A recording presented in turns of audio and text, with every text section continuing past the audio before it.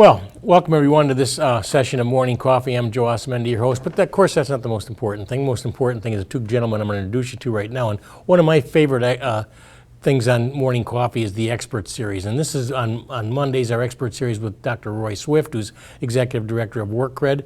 And our special guest today is Larry Lynch, who's a Senior Vice President of Health, Safety, and Regulatory Services at the National Restaurant Association. Gentlemen, welcome to Morning Coffee. Morning, Joe. Good to have you. Well, it's so good to talk about the Expert Series and certification and credentialing and everything. So, Roy, let's start out with you just give a little bit of background of what Workcred's all about and yourself. Sure.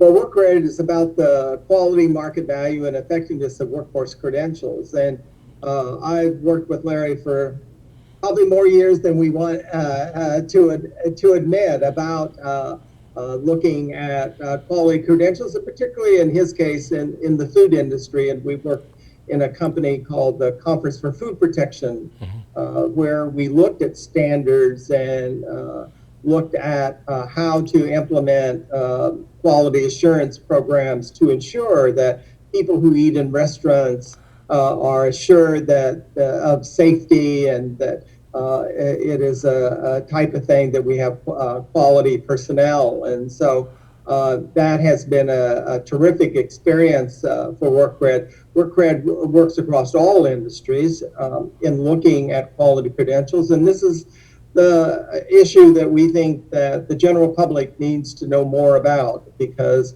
when they're looking at credentials of, say, in healthcare or engineering or construction, whatever, that understanding what quality credentials are and if somebody has them or does not have them, how they can make judgments about choosing certain services in this regard. So that's what Workcred's all about. Okay. Larry, let's talk about the National Restaurant Association, first of all, and what your position is there.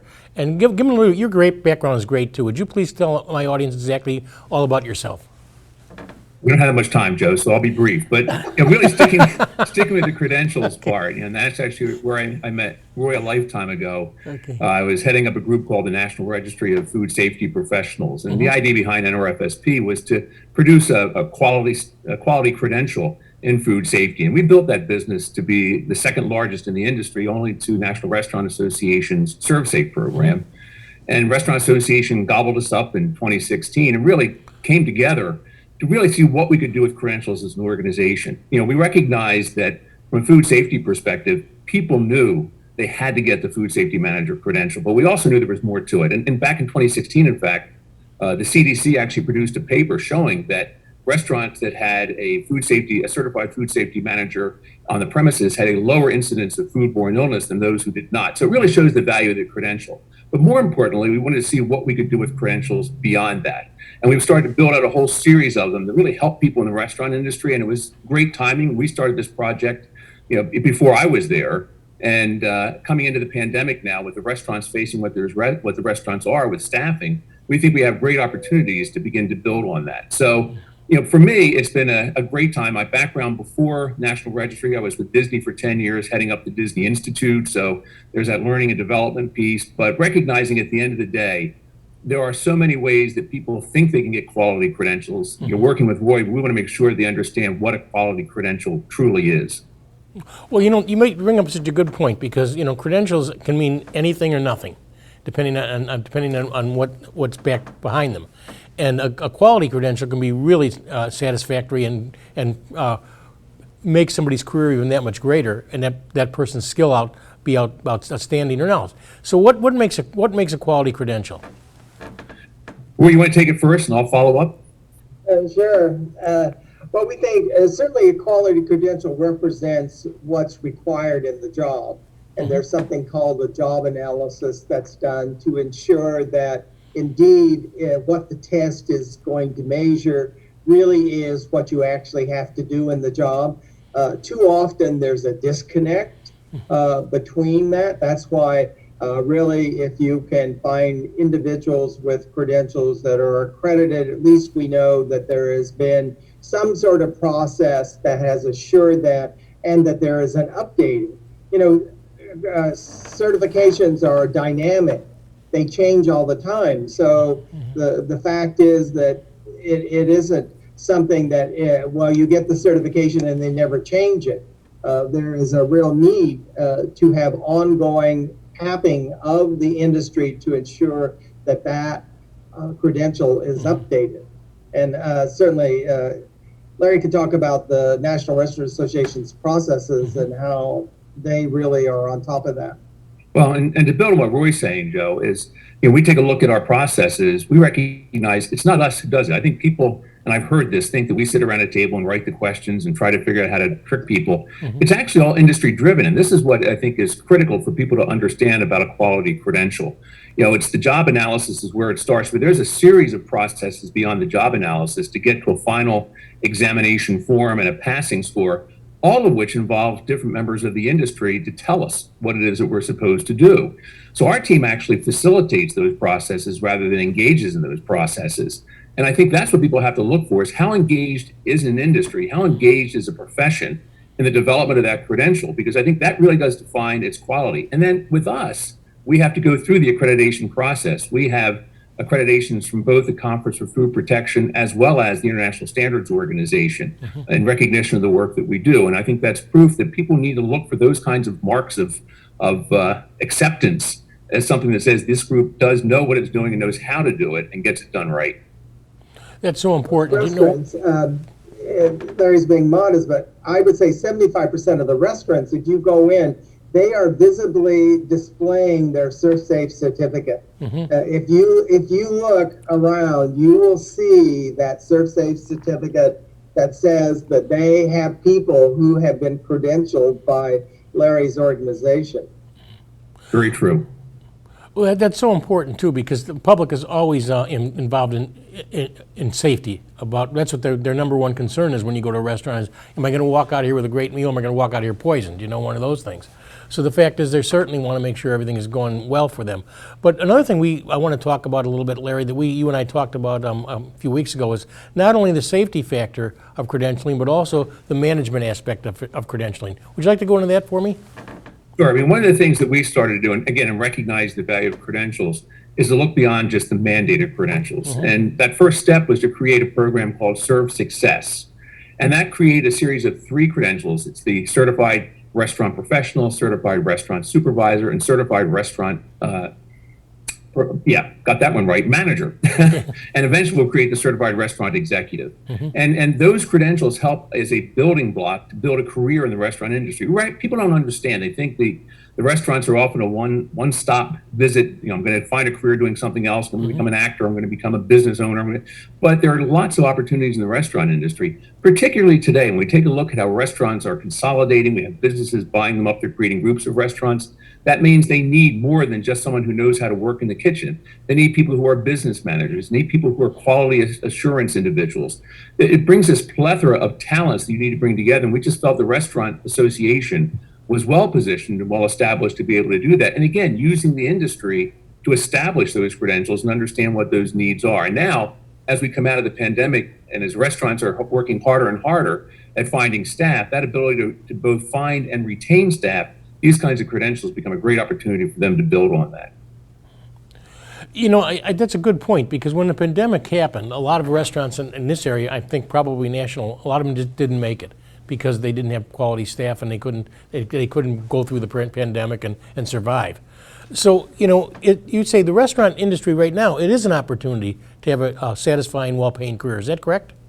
Absolutely. Absolutely. I mean, the restaurant industry is, from the numbers we're seeing, beginning to rebound, which is great. I mean, to your point, there are many went out of business, but there are people who have a passion to own a restaurant, and that hasn't changed as we come out of the pandemic. And I think we've seen the pent-up demand from consumers. I went out to eat last night, and there wasn't room in the parking lot. When I got into the restaurant, there was barely a place to sit.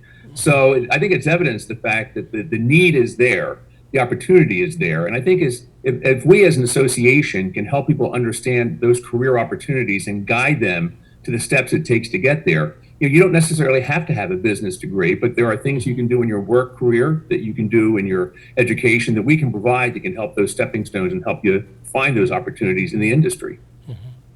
Well, That's a big misconception too about the restaurant industry. Well, you don't have to have an education.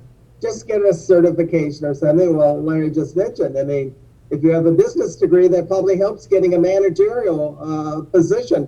So when people walk into a restaurant, they need to know that some people probably have master's degrees, also MBAs, right, Larry? Absolutely. I mean, when you think about the knowledge you have to have, if you're running, for example, a multiple number of restaurants, you've got to understand how to run a business. You have to have that finance background. You have to have marketing and sales capabilities. You have to have advertising capabilities. This goes well beyond the quality assurance, but if you're competing against the other restaurateurs, the other restaurants, you need to know how to position yourself in the marketplace. And when you think about the really tight margins in the restaurant industry, the ability to manage waste, right? You don't want to be throwing all of your food away at the end of every day. There's all kinds of opportunities there to build on skill sets. And then because of the size and scope of the restaurant industry, it just opens the door to careers. So even if you're not going to stay at restaurant A, you might be able to go to company B down the road, bringing those credentials and that work experience with you. And the other thing I think is important too, from the standpoint of somebody that wants to work in a restaurant. If you work in a restaurant and you see that the people that own it or running it have those kind of credentials, the chances of that restaurant succeeding are tremendously better. And also, it gives you an idea that you're going to have a solid career there. Absolutely. Absolutely. I mean, and again, we're just now getting that data that's beginning to show us the success of that. We're early in this. As you can imagine, we launched this in the latter part of 2019, just as we go into a recession or into a pandemic. So it didn't give us a lot of wherewithal as restaurants are closing, but now that they're opening, we can begin to introduce this program again. We're going to begin to see that evidence. And again, some of the projects that Roy's working on, we'll be participating in, so we can track people through this process and understand how they're using their credentials and how they're using their degrees, and so that it help us make modifications along the way as we understand the usage. Yeah, Workcred is trying to, there is a database called the National Student Clearinghouse, which has 97% of all the higher education data. If you've ever taken a course, your name is in that database, or a degree or certificate. But what is not in there is the certification bodies in this country, and we think there are over 8,000 certifications in this country that people are quite unaware of, that they do not have their data in there. So we do not know the relationship between higher education and the certification world and when they are gotten in a successful career. And that database is being connected to the Census Bureau, as well as the RS data of salary, so that we can say, when do the salary increases start? Is it after the certification? Does certification spur getting higher education courses or degrees or certificate? Or does higher education stimulate getting a certification? We do not understand those relationships, and the public needs to understand them, because if they're going to design a career for themselves, they need to know what's the best track, what's the best pathway for me to get that increase in salary and have a workable wage that I can feel comfortable in today. So the public, we have a long ways to go in educating the public and the consumers about this world and the relationship to colleges and institutes and community colleges, the things of this sort. Let's talk about a little bit about the time frame of getting some of these credentials. When somebody wants one of the credentials we're talking about, Larry, how long does it take from beginning to end before they can achieve it? It's a giant, it depends, Joe. And so, again, the industry tells us what the requirements are to sit for an examination. And typically with a certification, you don't necessarily have to have the training to go with it, training courses, but it may take you anywhere from 6 months to a year by the time you get the requisite background requirements. So if you come in as a certified restaurant professional, that's entry level. That might just take a few months to be able to get the basics that you need to have to sit down, take the examination, go through a couple of courses. By the time you get to that certified restaurant manager, now you're getting into finance courses, some more detail. We do provide the education to go with that, but there may be things that you want externally. It may take 6 months of work experience tied to the education before you can sit for the exam. So again, nothing stops you from sitting for the exam, but we want you to be successful when you sit for the exam. And that means providing as many tools as we can to help you learn and prepare for it. So when I say it varies, it again, and I think this is one of the important things to point out, the industry tells us exactly what they're looking for and the people who would be in those positions and the kinds of education, the kinds of backgrounds they'd want to see. And that helps us design that pathway. And so again, that's why it varies so much depending on the level. So for example, if we start as a certified food safety manager, it doesn't take any background. We do offer courses. There are plenty of courses in the marketplace, but you could walk in tomorrow and take the exam. You probably wouldn't pass. Well, you could go in tomorrow and take the exam, and nothing stops that. But again, as you move up in the organization, you begin to find that the requirements become more stringent, and that just takes a little bit longer before you can sit and take the examination. And also, it's not just what the industry says, too, because Larry has to pay attention to the food code at the Food and Drug Administration. Yes. Because that examination for certified food kitchen manager is based on the requirements in the food code. And so if they don't have that in there, they're in violation of a federal regulation, right, Larry? Correct. Yeah, it is all based on the food code. And it's an interesting thing, Joe, is we went through the pandemic, and I think this is one of the things, a little bit off topic, but the industry, I think, they thought the industry was being challenged by the pandemic when it came to cleanliness and sanitation and personal hygiene. This is something this industry has been doing for over 30 years. And thankfully, the certification addresses that because the food code requires a certain level of sanitation. The food code requires a certain level of personal hygiene, among a host of other things, all of which was addressed early on in the pandemic, but has been addressed for years by the restaurant industry. Well, you're exactly right. And, everybody thinks about safety all the time. And restaurants and food, the whole food industry has always been concerned with safety. But I think the important thing you're doing also is taking and using the management section of the restaurant industry now to make sure that restaurants are being successful. They're successfully managed and they can stay in business, where I don't think that was addressed before. It really wasn't. I mean, again, the industry, I think for the most part, kind of looked at itself as transitory. They were used to employees coming and employees going. Right. And I think that this was a wake-up call. I think we've already seen that, right? We've seen wages go up. We've seen many of the restaurant, particularly the larger chains, looking at ways to invest in their employees. So again, it's positive for someone who's coming into an industry to look at this as a career opportunity, not just a one-stop anymore. And that's so important because one of the things that Roy and I have discussed when we first put the expert series together is the fact that, credentialing is so important because you don't need necessarily a 4-year education and spend the time and money to get a great career. And this is just another example of how that works. And I think that's what my viewers always ask. What can I do to make myself better? What can I do to make my children more successful, et cetera? And credentialing and certification is such an important part of that. Absolutely. It's part and parcel. I mean, it's how you can grow. And again, it doesn't have to lock you then into a 2-year, 4-year, 6-year college program. You have an opportunity to move into an industry faster. And by the way, you can do that and then go back and get a 2-year, 4-year, master's degree. You can go for a PhD if you want. But again, at least it gets you started and gets you running. And the two often run then concurrently. They don't have to be consecutive. Their pieces of this can run concurrently.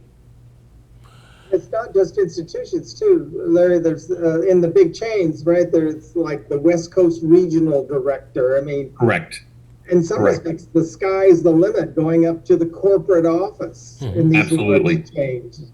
Well, and I think that's it. I was saying earlier, Roy, to Roy's point, with the consolidation that we've seen in the industry in the last few years, and again, even more so as we get kind of post-pandemic, you do find these chains find themselves now spread all over the U.S. And so there does have to be an element of expertise because for the restaurants, they don't just have to deal with the national food code. They have to deal with local regulations as well, different interpretations of the food code. So it can be a pretty complex job. And again, the reason why it's having someone who's qualified to do it becomes so critical to the success of the chain now, not just the individual restaurant. And I think another important aspect is people that want to, because of the pandemic, have to have a career change of one kind or another, or people that just got out of the military and are going to the private sector. Here's just another area where they can take their skill set and provide it to an area that's going to be able to provide them with a great opportunity to make a great career out of it. And I think that's very important. I mean, we talk about apprenticeship, and I know that's something that our Education Foundation works very closely with the Department of Labor to look at those opportunities for people coming out of things like organizations like the military who have that background in the kitchens, and now need to develop the backgrounds in business development Exactly. and management. And this is why the credentials mapping against what they bring forward from the military becomes so critical to our success. You're absolutely right. Did you And think, I would think that also people who were in manufacturing who lost their job, they bring a lot of skills and organization and that sort of thing, and skills and working. So the whole business of how you transfer over to another industry and what the bridges are, and people like the National Restaurant Association have resources to help people understand those bridges that can be done. And so, you lose your job in one industry, but that may open up an opportunity in another industry that has a pathway, as we're talking about. Gentlemen, this has been such a great opportunity for my viewers to learn more about the National Restaurant Association, some of the career paths that are available, and especially the credentials that are available now that probably people didn't know anything about. And if somebody wants to go not in the safety section of the food industry, but also the management section, and that's something that I think that you really shined a light on today, Larry. Well, that was the idea, John. I appreciate that opportunity. I mean, between, if people are looking, our main site, restaurant.org, which will take them across a host of locations. Servesafe.com is another one. It's SERVSAFE. Don't add that E after serve, just SERVSAFE.com. Great. With all of our various credentials and in our education foundation as well. So our goal is to get that word out there and let people know that the opportunities exist, but not just the opportunities, the opportunity for them to grow with us and with their businesses comes as well. That's fantastic. And Larry, once again, tell people how they can reach you and learn more about credentialing and the Restaurant Absolutely. Association. Servesafe.com, and they can reach me. It's lynch@restaurant.org at any point in time, and I'll be happy to reply and tell them about credentials. As Roy knows, I can talk endlessly about this because we've done it before. But again, restaurant.org and servesafe.com are probably the two best places to start to learn about what you can do with a career in the restaurant industry. Gentlemen, thank you so much for joining me this morning. I really appreciate it. And Larry, I really commend you for taking the restaurant credentialing to another level now, and that's really great. Joe, appreciate the opportunity. Thank you. Good. And Thanks, Joe. oh, my pleasure. And we'll be right back after these messages.